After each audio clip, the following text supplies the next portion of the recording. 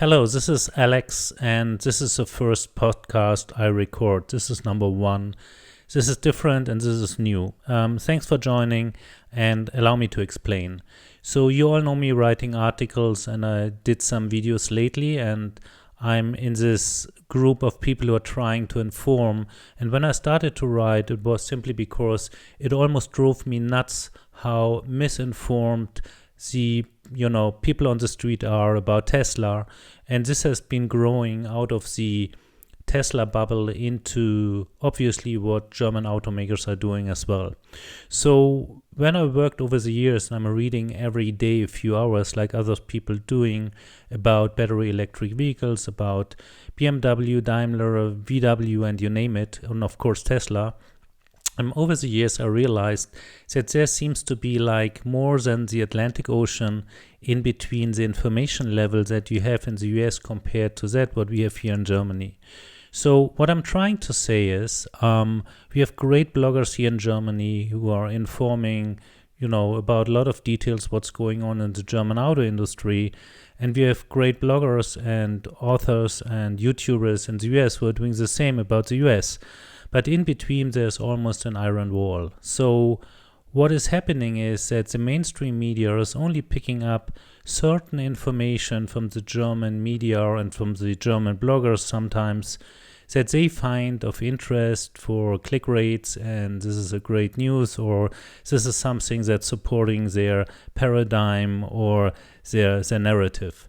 But what I'm missing is a balanced, fair, good information base in the US about the German auto industry and what's happening around it.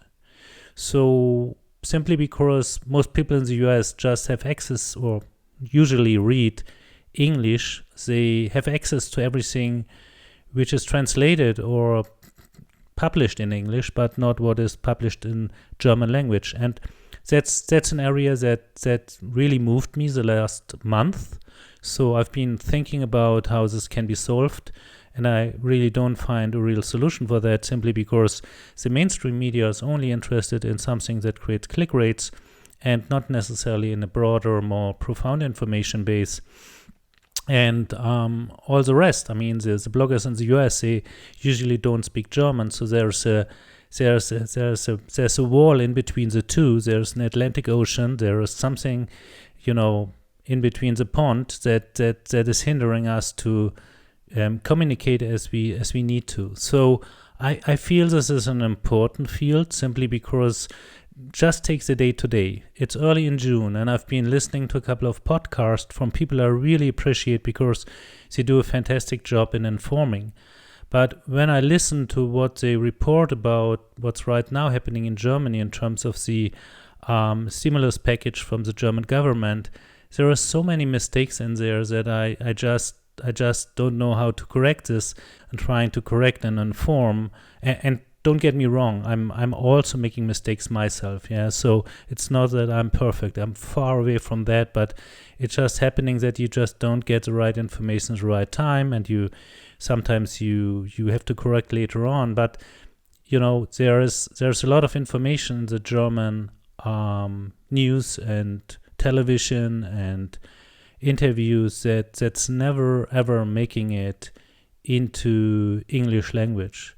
So I don't see my role as translating here everything, but from time to time I want to record a podcast and bring some clarity. So, and this is number one of those, so feel free to listen in. The number everybody remembers today, one day after the package has been announced, is 130 billion euros, which is huge. And this is intended. So the German government wanted that everybody remembers that number, because at the end of the day, the package is not really about whether these measures have an effect. Sounds a little bit strange, but the reality is they wanted to create confidence and trust. Confidence in the politicians and trust in the economy in order to ramp up people buying behavior again, so that they are going out and buying stuff again. Because that is the major issue that we have, at least right now in Germany. And I believe this is the truth also in a lot of other countries as well, which is that, people have actually the same money in the pocket than before, at least the big portion of that here in Germany. And but they don't dare to go out and buy something, and they don't dare because they are uncertain about the future. So with this 130 billion, this is definitely creating confidence, and I believe this is the right thing to do. So I'm happy to see that they start spending and that they've learned from the past. So the financial crisis in the year 2008, 2009 was a good example of how to stimulate the economy and, with big money funds, giving this to people so that they feel like the future looks good. And if that's happening, they are confident and they go out and buy again. So that is a very, very important main effect of the package, while the side effect are 57 different items in it.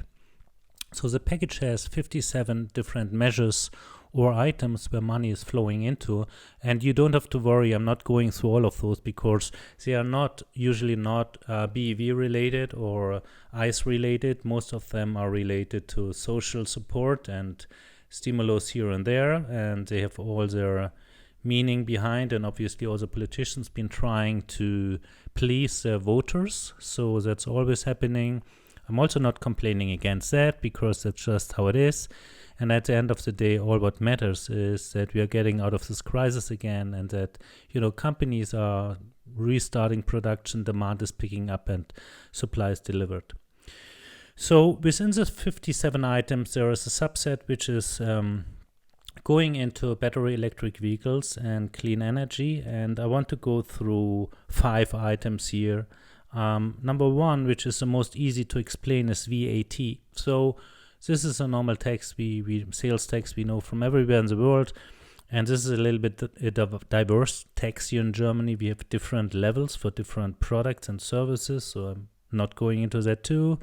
All what you need to understand is, so far we had 19% VAT on vehicles. So wherever you bought a car, you had to pay 19% on top.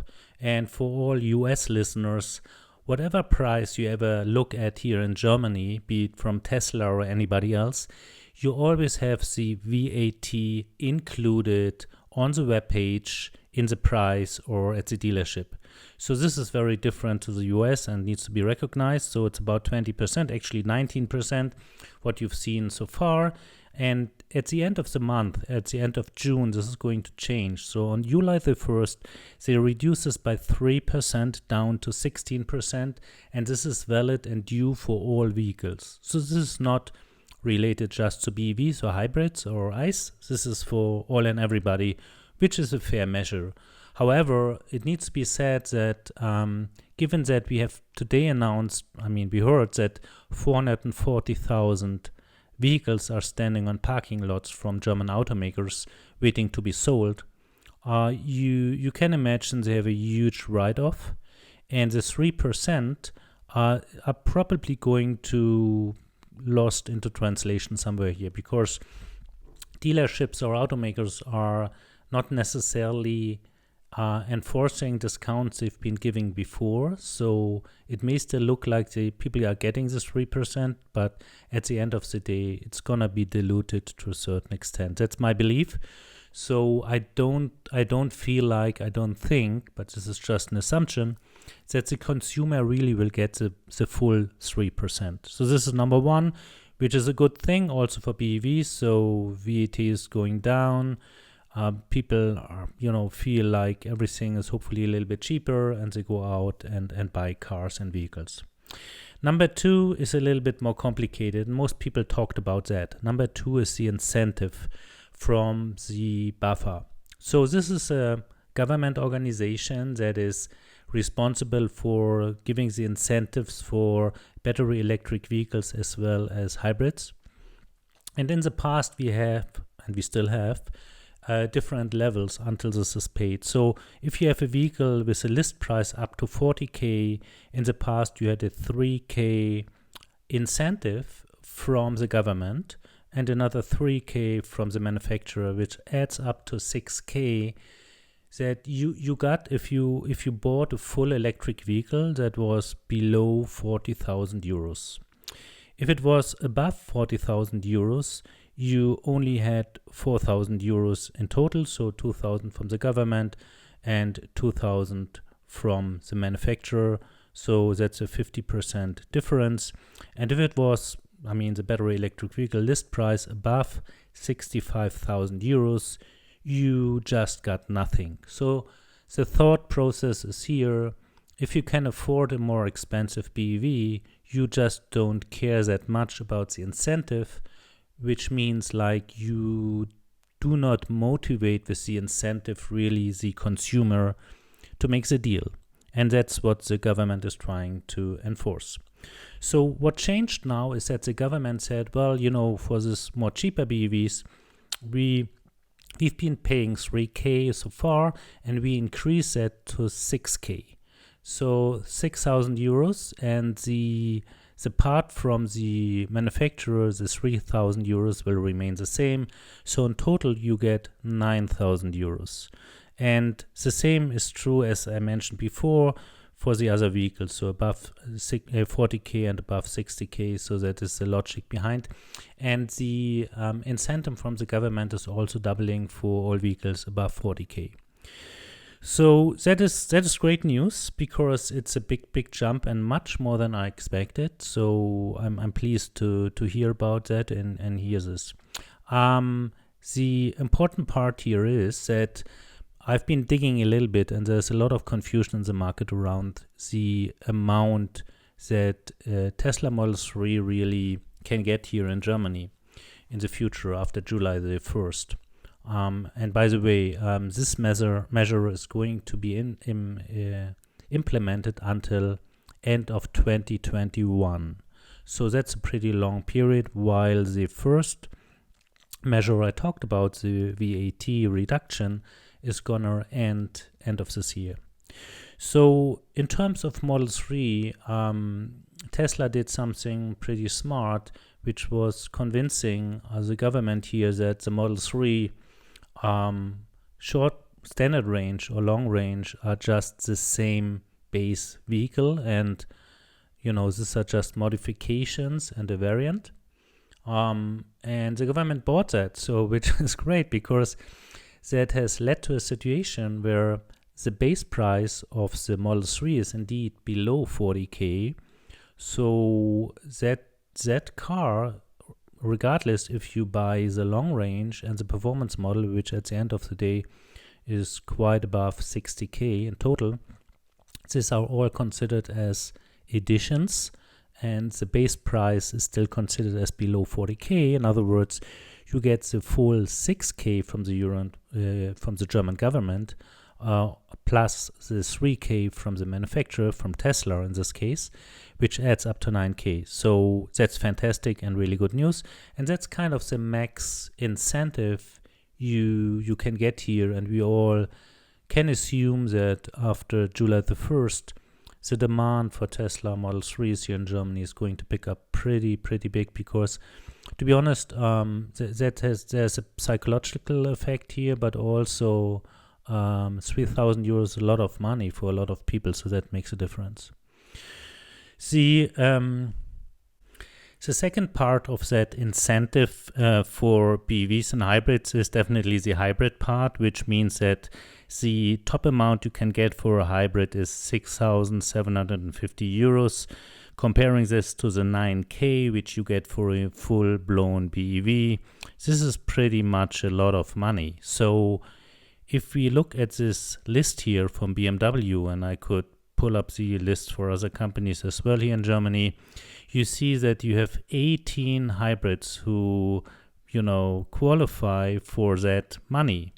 And you only have on that list 4 full-blown BEVs, while 2 are not in order right now, so you just can't get it delivered.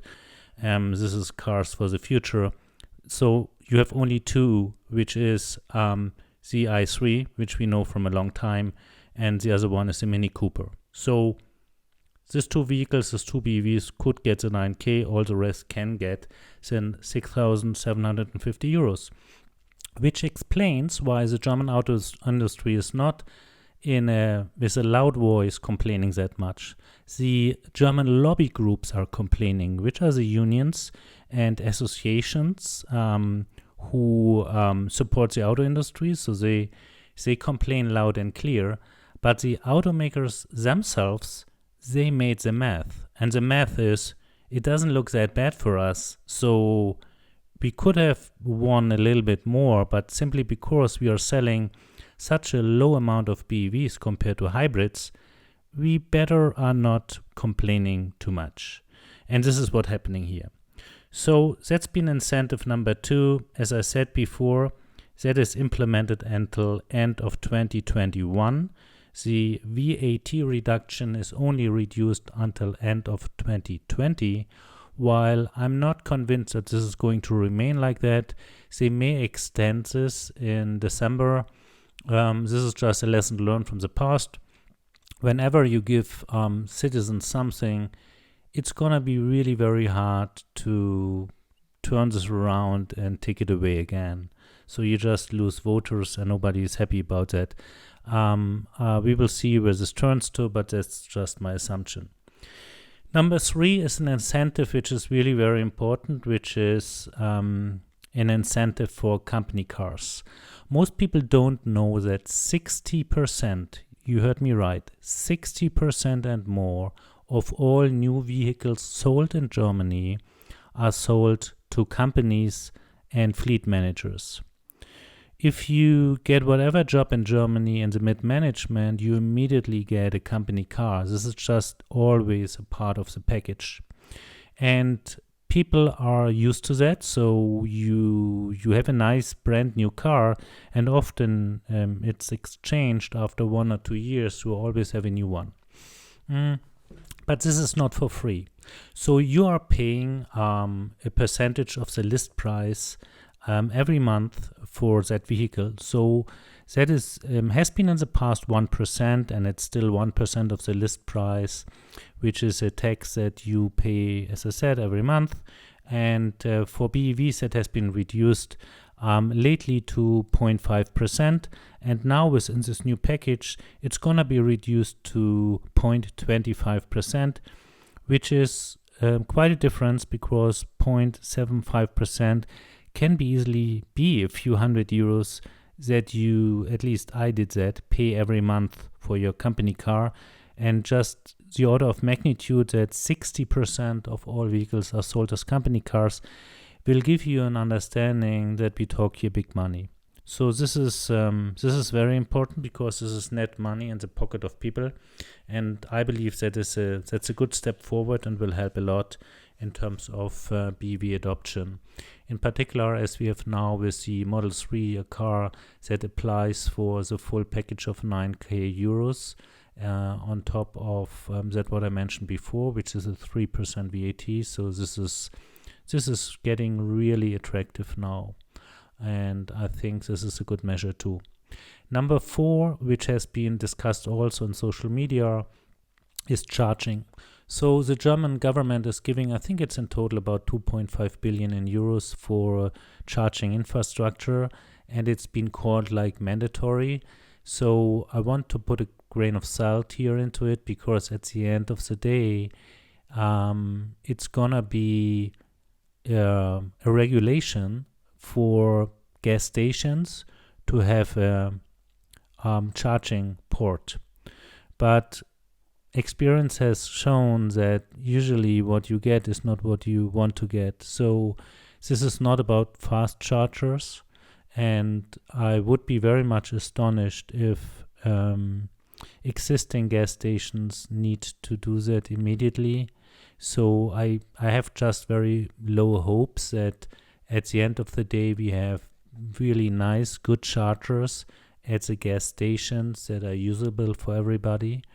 We have so many different standards. There's a lot of money that is flowing into this industry already, and what's coming out is just very disappointing. So I hope that they do the right thing. I haven't seen the details yet, how this is defined, and probably they haven't defined this yet. So the lobby groups, as I speak here and as I record this podcast, are working hard to change and to adjust everything that they have been announced 2 days ago, to an extent that at the end of the day they just don't bleed that much. We will see where this goes to, but it's obviously a good step, because we have here in Germany still a challenge around charging. Not if you own a Tesla vehicle, but everybody else has usually a challenge, simply given that most people are living in apartments and not in houses like you know it from the US. So that's another difference here in Europe. So if you're living in an apartment, then you just have the challenge you need to have in a city, for instance, the opportunity to charge.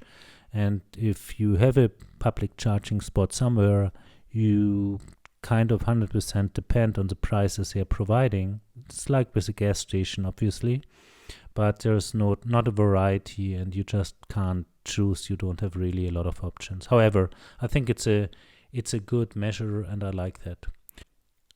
There is another element that's important because it's included in the package from the government, which is so-called reduction of an allocation of energy costs. So this is a pretty complicated matter, and I don't want to go too deep into that, but the short story is that the energy prices in Germany are calculated with an additional price that's put on top, which is for renewable energy. And this allocation, this separate price package that goes on top of the production of the energy cost, that is going to be reduced from the government. However, since that portion of the entire price is increasing all the time, my hopes that this has any effect at the end of the day on the energy prices is pretty low. So I hope it would, but I'm not convinced yet. If it does, fantastic, but I wouldn't count on it. Number 5 I want to discuss here, and I will conclude with that, is we have a tax for vehicles, in annual tax, a federal tax, that in the past always have been associated with how much horsepower, a vehicle has. So that tax is going to change, and gonna be more carbon footprint related elements in there. This is almost how they define that. So this is very wishy-washy. This is not really clear what they're trying to do here. So they define it like they change the model in a way that vehicles that creating a lot of carbon footprint have to pay more and other people have to pay less.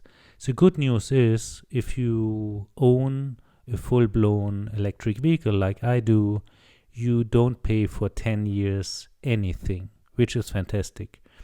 And that has been a rule that was implemented until the year 2025.